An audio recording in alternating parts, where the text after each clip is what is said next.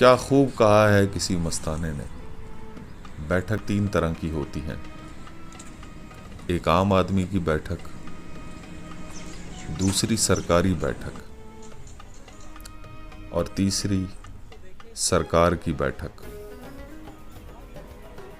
عام لوگوں کی بیٹھک کو انگریزی میں سوشل گیدرنگ کہتے ہیں، جس کو ہمارے معاشرے میں ٹائم پاس کہا جاتا ہے۔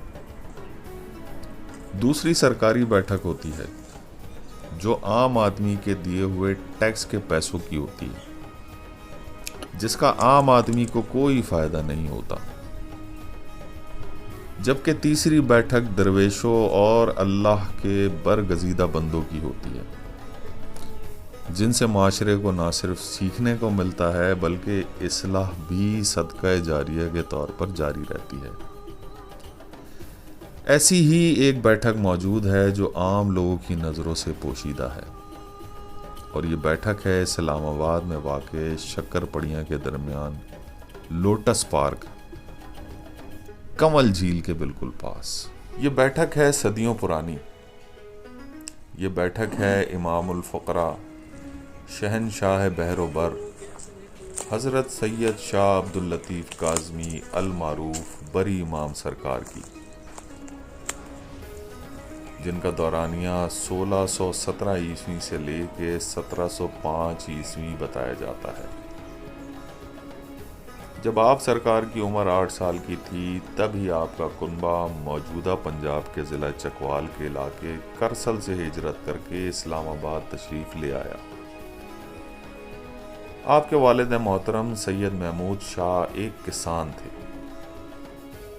چنانچہ آپ بری امام سرکار نے 12 سال کی عمر تک اپنے والد محترم کا ہاتھ کھیتی باڑی اور جانوروں کی رکھوالی میں بٹایا۔ بعد ازاں آپ سرکار کو کیمبل پور، جسے اب اٹک کہا جاتا ہے، میں غور گشتی کے مقام پر بھیج دیا گیا۔ غور گشتی اس زمانے میں دینی تعلیم کے حوالے سے ایک اعلیٰ مقام رکھتا تھا، جہاں آپ نے 2 سال قیام کے دوران فقہ اور احادیث، منطق اور اس طرح کے علوم حاصل کیے۔ کچھ ذرائع کے مطابق آپ سرکار کی شادی ہوئی، لیکن آزمائش شرط ہے کہ مصداق آپ کی زوجہ محترمہ اور بیٹی کا قبل از وقت انتقال ہو گیا۔ ان کے انتقال کے بعد بری امام سرکار نے اپنا کافی وقت ہزارہ کے جنگلات میں گزارا۔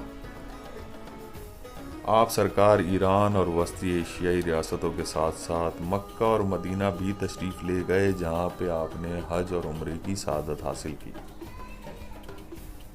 آپ کا وصال 1114 ہجری یا 1705 عیسوی میں موجودہ اسلام آباد میں ہوا، اور آپ کا مقبرہ اور بیٹھک دونوں اسلام آباد میں موجود ہیں۔